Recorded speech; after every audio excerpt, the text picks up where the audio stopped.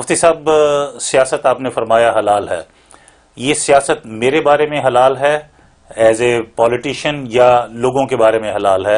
اور as a politician میری کیا ذمہ داری ہوگی اگر میں الیکٹ ہو جاتا ہوں؟ اصل میں یہ دونوں کے لیے ہے، کیونکہ گاڑی کا ڈرائیور جو ہے وہ گاڑی اگر بہت سنبھل کے صحیح طریقے سے چلائے گا تو اپنی جان بھی بچائے گا اور سواریوں کی جان بھی بچائے گا. تو سیاسی لیڈر کی مثال وہی ہے، وہ قائد ہوتا ہے اور ڈرائیور کو بھی قائد کہتے ہیں.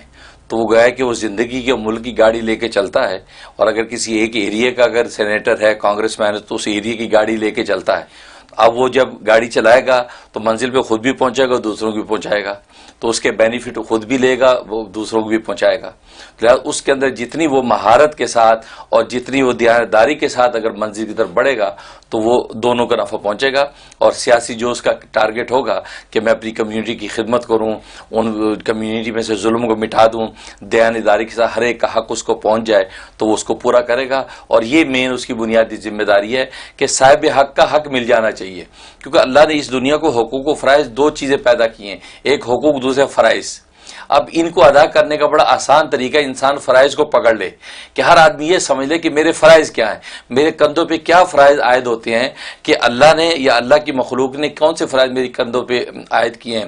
بس دیانت سے ان فرائض کو پورا کرے. جب فرائض کو پورا کرے گا تو سامنے والے کا حق آٹومیٹکلی ادا ہوگا.